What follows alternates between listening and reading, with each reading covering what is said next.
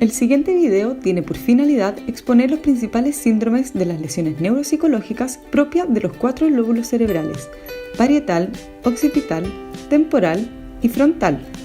En el lóbulo parietal podemos agrupar las lesiones en 6: lesión de la zona anterior, de la zona posterior, trastornos del control motor, trastornos del esquema corporal y trastornos del lenguaje y el cálculo. En lesiones del parietal anterior está la pérdida de sensibilidad cortical, produciéndose hasta aerognosia, donde hay dificultad para reconocer los objetos con la mano, y agrafestesia, en que no se reconocen números dibujados en la mano. La agnosia táctil es un trastorno en el reconocimiento táctil de objetos. La extinción táctil, en que se perciben estímulos aislados en 2 hemicuerpos, pero no simultáneamente, y la negligencia, en que no se percibe estímulo contralateral a la lesión. En trastornos motores destaca la ataxia parietal, donde no hay dirección adecuada de la mano, pasando de largo los objetos. En lesiones del parietal posterior hay desórdenes de la visión, como el defecto del campo visual, trastornos en la localización espacial y desorientación, trastornos en la percepción de la profundidad y apraxia constructiva. En los desórdenes de la atención visual puede haber extinción visual o negligencia espacial, percibiendo solo un lado del objeto. En la simultagnosia dorsal, los elementos aislados se perciben mejor que la totalidad. En trastornos del control motor se presentan apraxias o trastornos en capacidad de hacer gestos, ataxia óptica, donde hay trastornos en los movimientos hacia un blanco guiado por la visión, y parálisis psíquica de la mirada, donde hay trastornos al dirigir la mirada hacia un blanco visual.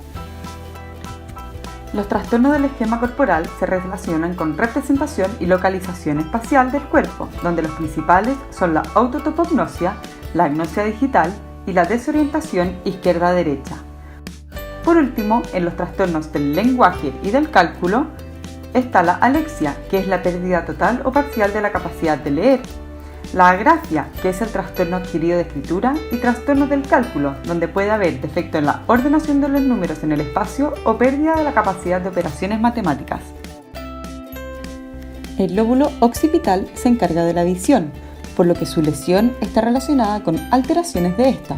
Según la lesión, pueden presentarse distintos síntomas. Defectos de campos visuales, donde hay congruencia precisa entre los defectos en los campos de ambos ojos, y ceguera cortical, donde se produce una pérdida de la visión en totalidad del campo visual. El síndrome de Antón, los pacientes no conscientes de su déficit confabulan sobre lo que ven. En la visión residual o blindsight, los pacientes adivinan con resultados superiores al azar el objeto presentado en el campo ciego. En las anormalidades en visión para el color, la dicramatopsia y acromatopsia son alteraciones en la percepción del color, mientras que la anomia para el color es cuando se presenta incapacidad para nombrar colores o señalarlos. También pueden presentarse ilusiones y alucinaciones visuales. En las ilusiones hay transformación de un estímulo visual externo, como por ejemplo la persistencia de una imagen visual en ausencia del estímulo. En las alucinaciones, la visión de imágenes no existentes en el mundo exterior son características. En este caso, son patológicas y pueden ser simples, como destellos de luz o líneas, o complejas, en que aparece percepción de imágenes como personas, caras, números o animales.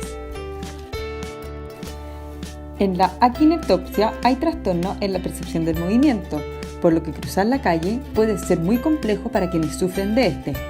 Y finalmente están las agnosias visuales, trastornos de identificación visual que pueden ser de objetos, de caras, llamado prosopagnosia, de letras, que es la alexia, y de lugares, llamada agnosia de paisajes. Las lesiones del lóbulo temporal tienen 6 síntomas asociados. El primero de ellos es el trastorno de la memoria de corto plazo, la que puede ser episódica, relacionada con hechos contextualizados en el tiempo o en el espacio, y que se diferencia según si la lesión es unilateral, produciendo alteraciones verbales o no verbales, o si se produce en la amígdala, relacionada con los afectos, o puede ser semántica, donde hay pérdida del significado de las palabras y o capacidad de reconocer objetos y la función de estos. En el trastorno de la percepción visual puede haber un defecto homónimo en el campo visual superior contralateral o déficit leve en la percepción visual. El trastorno de percepción auditiva puede ser verbal, en el que no se perciben palabras, no verbal, en el que no se identifican sonidos, o amusia, donde se presenta incapacidad para apreciar o producir música. El trastorno del olfato impide reconocer olores familiares.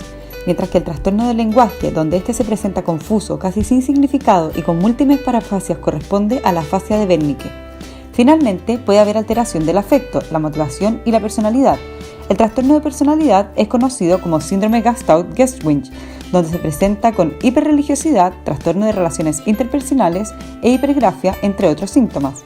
Para diagnosticar, en cambio, el síndrome de Claver-Bussy debe presentarse 3 criterios como tendencia a explorar objetos con la boca, ceguera psíquica y trastorno de conducta alimentaria como la bulimia. Finalmente, tenemos lesiones del lóbulo frontal, las que pueden generar trastornos cognitivos, del control motor y del comportamiento.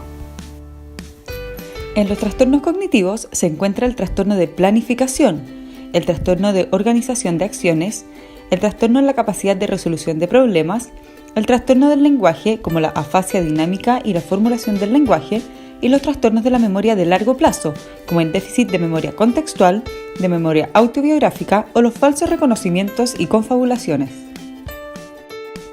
En los trastornos del control motor, si se afecta la corteza primaria, se producirá una parálisis.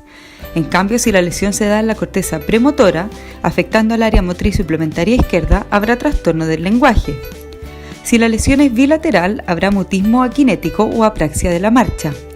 Si se afecta el área 6 de Brodmann, puede haber trastorno de motricidad compleja y reflejo de prensión. Si se lesiona el área de Broca, habrá una afasia no fluente con trastorno de repetición. Y si se afecta el área 8, habrá desviación de la mirada hacia el lado de la lesión.